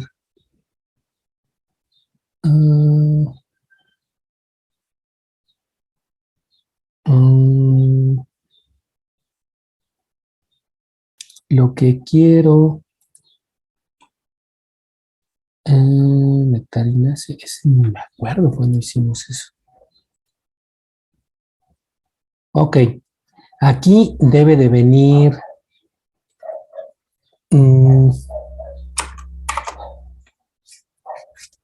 este programa que se llama Tracer, que utilizaremos más adelante, sirve para hacer esas density plots. Vamos a ver. Ok, esto es otro tipo de análisis. Entonces, vamos a buscar aquí, clásico.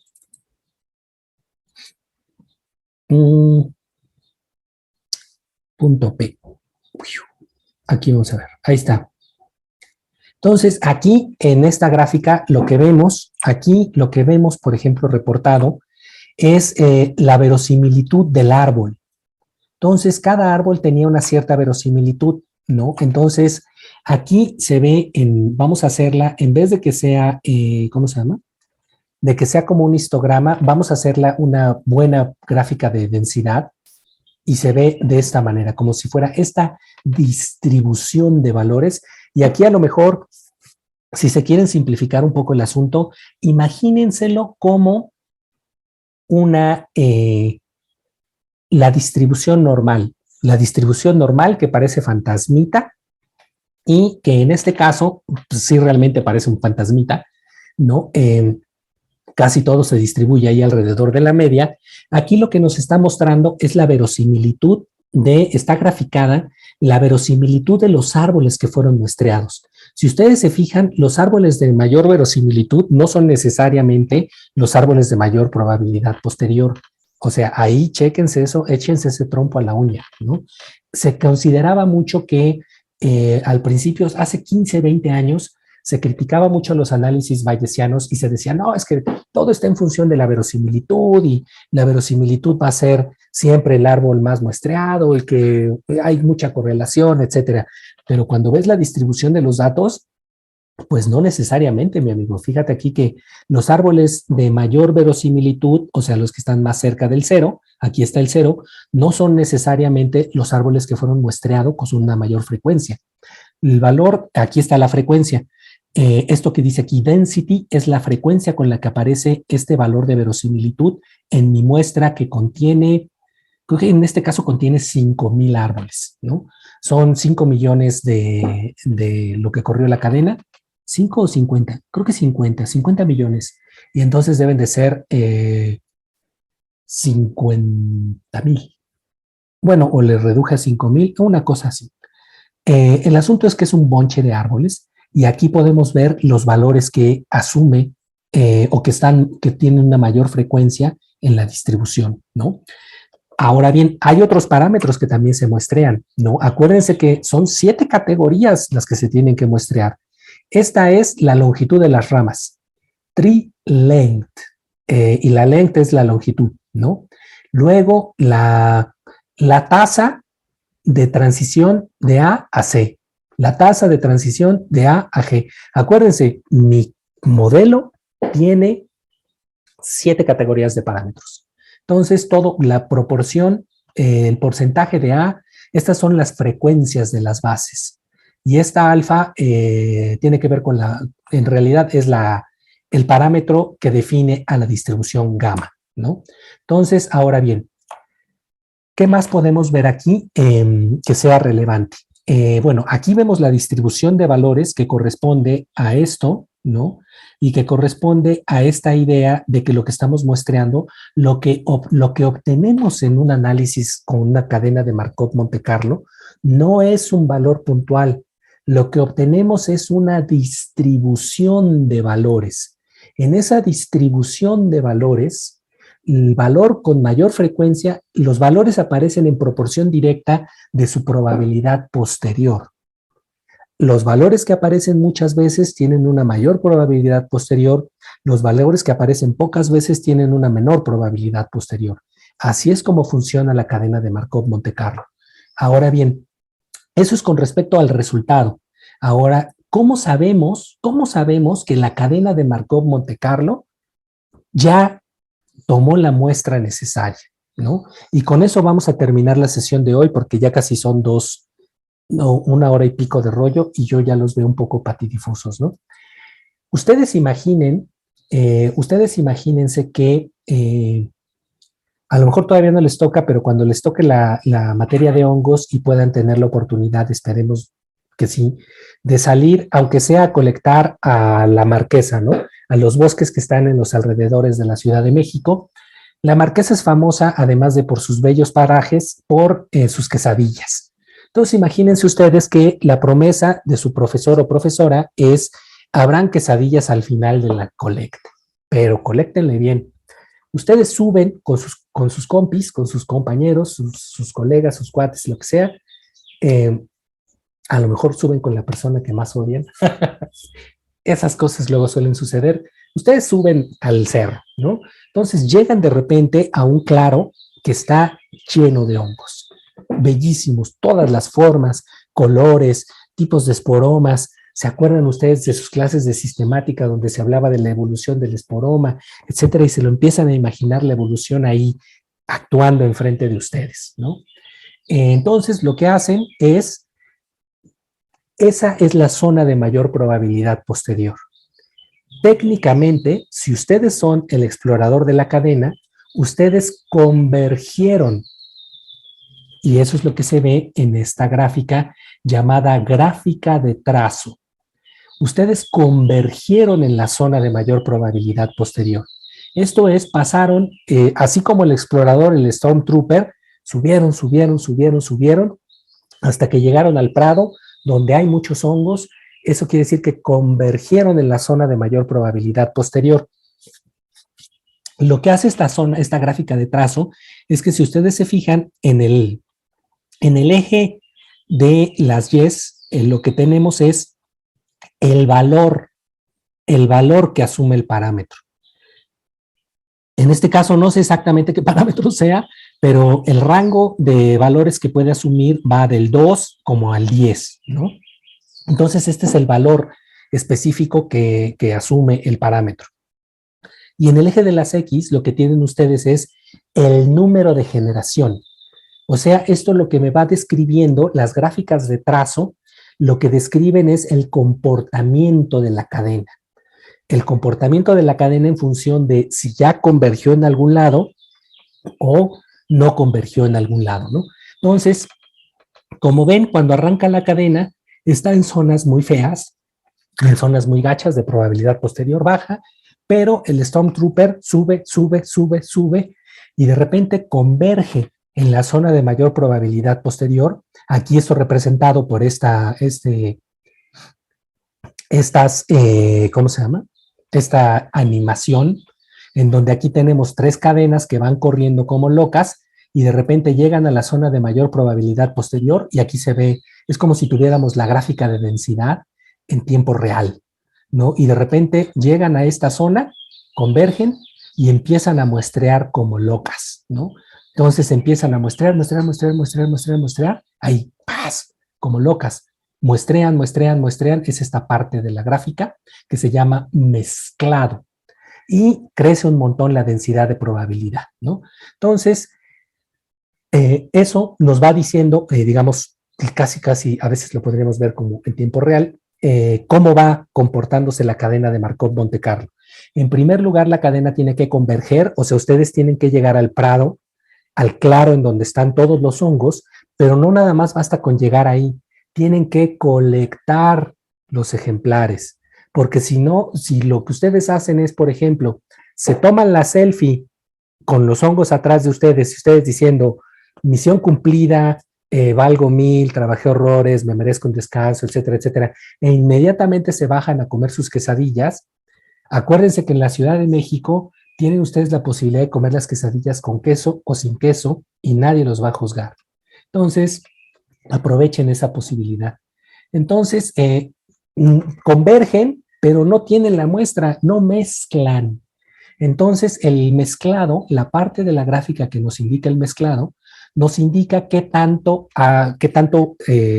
buena, qué tan suficiente es la muestra que tomó la cadena de Markov-Monte Carlo, ¿no? Entonces, esto suelen definirlo como si se viera como si fuera un gusano peludo. Yo en realidad le encontré más parecido con mi perrita Titina cuando estaba bebé, que estaba así toda peludita y así yo la veía, ¿no? Más bien así a la zona de mezclado. Entonces acuérdense, en una gráfica de trazo vemos convergencia y mezclado.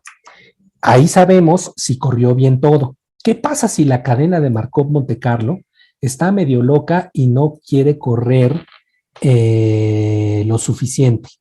Bueno, pues en una primera instancia, déjenme buscarles, por aquí tenía yo una lámina. Ahí está. Si la cadena de Markov-Monte Carlo se ve de esta manera, o sea, empezó corriendo, llegó a un punto de convergencia, empezó a mezclar, mezclar, mezclar y de repente brincó a otro lado y mezclen, y entonces ahí sí, ahora sí que como dice el meme, ¿no? Es momento de entrar en pánico, yo diría que sí. Aquí Esto es lo peor que les puede pasar, ¿no? Bueno, es una de las cosas malas que les puede pasar, ¿no? Entonces, a veces la cadena de Markov Monte Carlo puede correr por 5 millones de generaciones y tú dices, ay, está padre. Y entonces de repente corre un par de miles de generaciones más y brinca a otra parte, ¿no? Entonces dices, trágame tierra, ¿no? Esos ya son casos como para la araña, ¿no? Pero básicamente la idea es que la cadena de Markov Monte Carlo, nosotros podemos ver su comportamiento en una trace plot. Vamos a ver si esta cadena de Markov Monte Carlo que les traje corrió lo suficiente. Aquí yo lo que le pedí es que me hiciera una gráfica de densidad en donde me muestra cómo se distribuyen los valores. Eso me da una idea de cuál es el valor aproximado. A lo mejor si yo estoy haciendo reloj molecular, y este parámetro es la edad de las angiospermas, va a tener una distribución de valores donde la media van a ser más o menos 120 millones de años, ¿no? Bueno, eso es lo que sospechamos.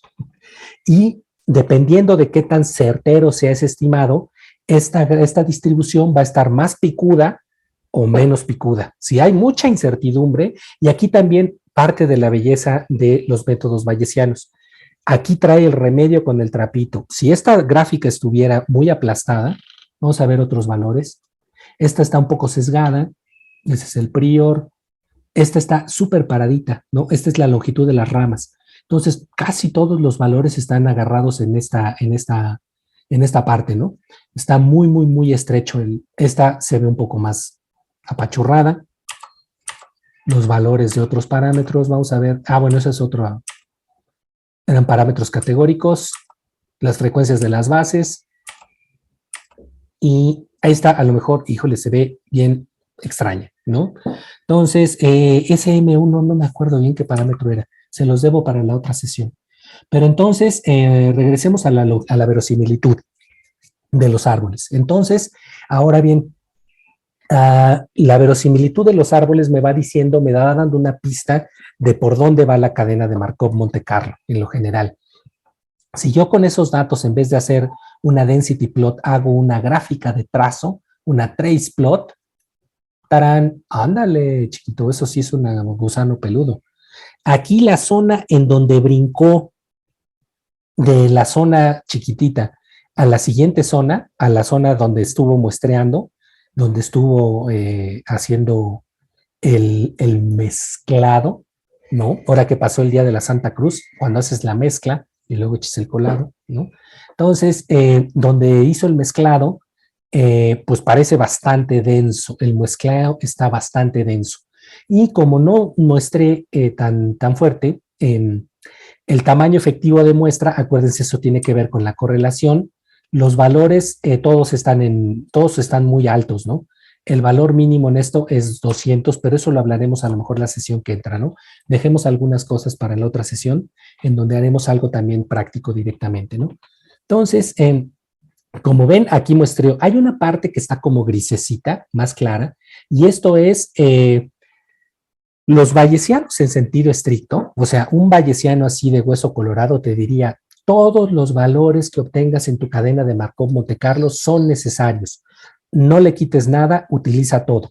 Los filogeneticistas tenemos esta costumbre, a veces un poco medio extraña, comodina, convenciera, etcétera, pragmática, de ajustar a veces los métodos de distintas maneras. En este caso, lo que se hace es que los filogeneticistas dicen, la primera parte de la cadena, o sea, los primeros estados, incluyen esos árboles que tienen una probabilidad posterior horrible y que si yo los incluyo y los incluyo en mi resumen, pues me van a causar mucho desconcierto porque son árboles espantosos. Entonces, lo que vamos a hacer es que vamos a eliminar la primera parte de la cadena y solamente nos vamos a quedar con la cadena, con el pedazo de la cadena que sea más informativo. ¿Cómo demonios decides dónde poner el corte? Se supone que lo tendrías que decidir con base en tu trace plot y debería de ser después de que converge la cadena, Cuando la zona del mezclado, esa es la zona con la que te quedarías. Cortas todo lo que está antes de la zona de mezcla, antes del punto de convergencia, y ese pedazo que cortas es el pedazo que técnicamente se denomina como burning. Entonces, el burning es el pedazo que cortas de la cadena que no te gusta porque está muy feo y no es informativo para tus efectos, ¿no? Entonces, ok, muy bien.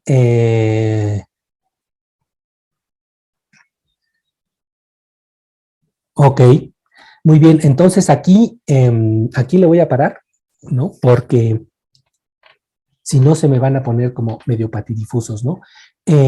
¿Alguna duda que venga ahorita?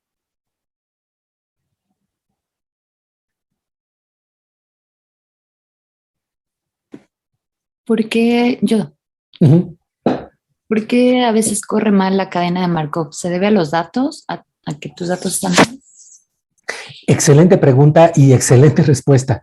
Sí, muchas veces una cadena, no necesariamente que los datos estén mal, a veces si el marcador que seleccionaste no tiene suficiente información para que una zona de topologías, una zona de la probabilidad posterior sea claramente mejor que las otras, si los datos no tienen suficiente señal o la señal es eh, contradictoria, a veces diferentes zonas del universo de la probabilidad pueden parecer suficientemente atractivas. Y entonces sí, sube tu cadena, muestra, muestra, muestra, y de repente, pum, vale, brinca otro pedazo y dices, trágame tierra, ¿no?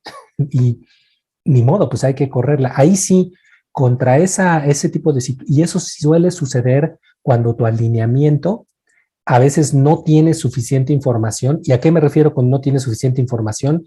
Puede ser que tu alineamiento parezca un zarape de saltillo. O sea, tenga un montón de columnas igual, igual, igual, igual, igual, igual. O que algunos caracteres apoyen unos grupos, otros caracteres apoyan otros grupos, etcétera, etcétera, y no hay suficiente información como para que una topología sea claramente superior a las demás, ¿no? Sí, puede suceder en esos casos y ahí sí prácticamente el espacio de la probabilidad, más que montes, más que montañas y valles, pues parecen puros chipotitos, ¿no? Y como que no hay a quién darle, ¿no? Entonces sí, eso puede suceder, ¿no? Gracias. ¿No? A ti. ¿Más preguntas? A ver si ahorita en lo que se les ocurren más preguntas para la próxima sesión. Yo creo que podríamos correr un poco de Mr. Valle, hacer cadenas de Markov Monte Carlo, ¿no? Que corran así súper coquetas, ¿no? Y ver qué hacemos. Ya vimos que se genera una distribución, se ve súper bonita, podemos ver la distribución de valores en una density plot, vamos espiando la cadena con una gráfica de trazo, etcétera. Pero una vez que ya tenemos nuestra densidad de arbolitos, pues, ¿qué hacemos, no?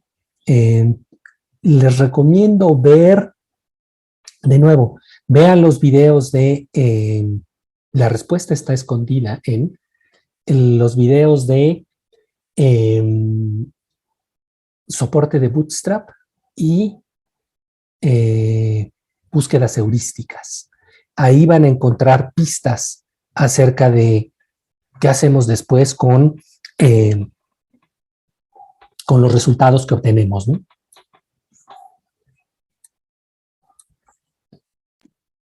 O sea que te arroja un montón de árboles y tú tienes que elegir el de mayor densidad o el de máxima verosimilitud. Eh, exacto, te arroja un montón de árboles y entonces, ¿tú qué recuerdas cuando tienes un montón de árboles? ¿Cómo puedes hacer? O sea, claro, yo tengo 1000 árboles. A lo mejor el tutor me dice, oye, pues ¿cuáles son tus resultados de tu análisis bayesiano? No le voy a decir, tenga profe o tenga doctora, aquí están mis 1000 árboles, ¿no? Y le pones la carita, ¿no? Y entonces te dice, oye, pero, o sea, no me voy a poner a ver 1000 árboles, ¿no? Entonces, ¿qué haces cuando tienes muchos árboles? Eso lo mismo se hace cuando tienes muchos árboles en parsimonia. por ejemplo. ¿Qué haces cuando tienes muchos árboles? Un árbol consenso. Exacto, haces un árbol consenso. Entonces, los consensos pueden ser consensos de mayoría, en donde aparecen los clados que están en el 50% más uno de los árboles, o pueden ser árboles de consenso estricto, ¿no? Entonces, los árboles que se utilizan y que demuestran únicamente los clados que aparecen en todos y cada uno de los árboles. ¿Tú cuál crees que sería más informativo en este caso? ¿De mayoría o estricto? De mayoría. Exacto, porque en el de mayoría, por ejemplo, hay un clado que de los 1000 árboles que tienes aparecen 998. Chis, ese clado aparece en un montón de árboles. Si yo hago uno estricto, no va a aparecer ese clado. Pero si yo hago uno de mayoría, me va a aparecer con una frecuencia del punto 98. O sea, aparece en 980 de los 1000 árboles que tengo. Esa frecuencia con la que aparecen los árboles, los clados en el consenso de mayoría, Holzenbeck en este artículo, bueno, ahora yo creo que ya tienen suficiente información y en una de esas a lo mejor, déjenme buscarles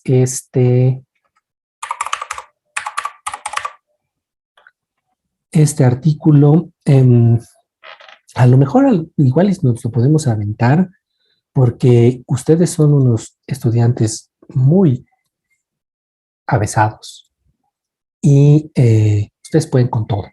En este artículo, básicamente lo que les expliqué de la cadena de Markov-Monte Carlo viene descrito en este artículo, lo de los priors. De hecho, la fórmula la saqué de aquí, o sea, le hice esta es la misma que les estuve poniendo a cada ratito, ¿no?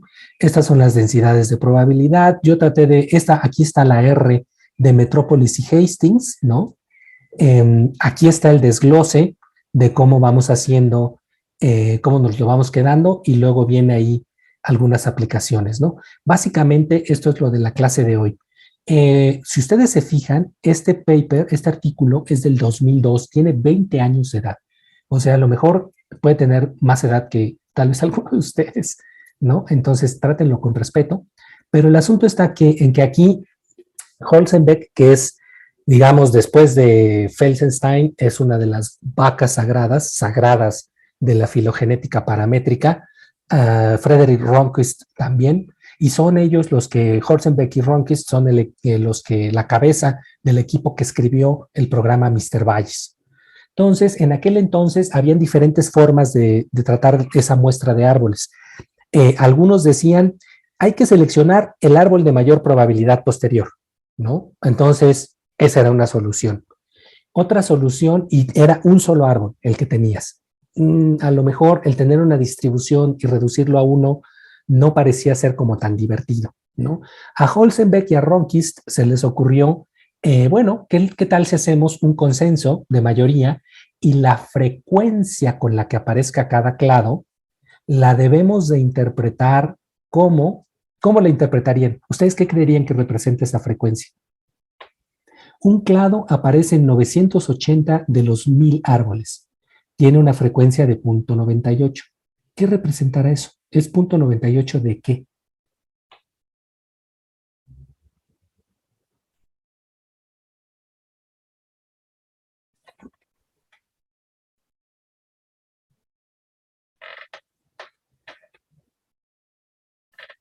Que tiene una mayor probabilidad. Exacto, es 0.98 de su probabilidad posterior. Lo que Holzenbeck nos dice en este artículo es que esas frecuencias del consenso de mayoría las debemos de interpretar como la probabilidad posterior del clado. Entonces, sabemos que el clado tiene una probabilidad posterior de 0.98 y esos son los numeritos. Esos son realmente los numeritos que vemos en todos los artículos, ¿no? Aquí, miren, les voy a compartir de nuevo la pantalla. Mi artículo tan llevado y traído de los psilocibes. Aquí lo que reportan y lo que se reporta como estándar en todos los artículos filogenéticos es la frecuencia de bootstrap y la probabilidad posterior de cada clado. Entonces aquí, para ver qué es la frecuencia de bootstrap, vean el video. Aquí, por ejemplo, este clado tiene una frecuencia de bootstrap del 78% y una probabilidad posterior de 0.93. Vamos a ver el psilocibe. Psilocibe son todos los verdes. Psilocibe tiene frecuencia de bootstrap del 100 y tiene 1% de probabilidad posterior, 1 de probabilidad. O sea, eso quiere decir que psilocibe en la muestra que se generó en este análisis filogenético, psilocibe en sentido estricto apareció en todos los árboles. Todos los árboles tenían el clado de psilocibe, todos los árboles tenían el clado de, el de cónica, todos los árboles tenían el clado de decónica y así sucesivamente, ¿no? Entonces, Holzenbeck, y aquí sí hay que ser, ¿cómo se llama? Aquí sí hay que ser como que súper conscientes de lo que nos hacen nuestros métodos. Holzenbeck en el artículo es un poco, digamos, optimista, no quiero llamarlo un poco exagerado ni como propagandista, pero nos dice que la probabilidad posterior del clado es la probabilidad de que el clado sea real. Si los datos son reales, si el modelo es el correcto, si, o sea, una serie de condicionales, ¿no? Entonces prácticamente nos dice, bueno, si tu alineamiento tiene la señal filogenética correcta, entonces esa es la probabilidad de que tu clado sea real.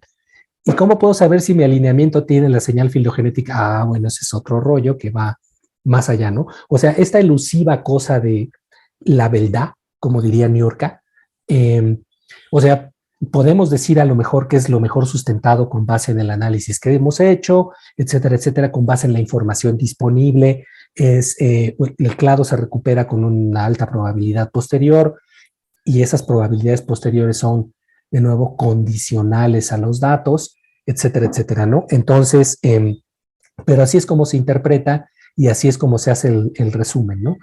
El resumen lo vamos a hacer, trabajaremos, jugaremos un rato con Mr. Valles, a lo mejor también con RaxML para hacer, para que vean cómo se hace un análisis de máxima verosimilitud sin tanto problema. Eso lo haremos el sábado, en donde resolveremos dudas y, ¿cómo se llama? Resolveremos dudas y jugaremos un rato con la máquina, ¿no? Y veremos ya en vivo cómo se va comportando la cadena. Hablaremos también de un mecanismo adicional que es el mecanismo de acoplamiento de Metrópolis. Sí, el mismo Metrópolis de Metrópolis y Hastings. El tipo era súper abusado, ¿eh? Y cómo trabaja, qué críticas se le hacen al acoplamiento de Metrópolis, etcétera, etcétera, ¿no? Pero esas ya son como más technicalities de las cadenas de Markov Monte Carlo, ¿no? Entonces, ¿más dudas o comentarios?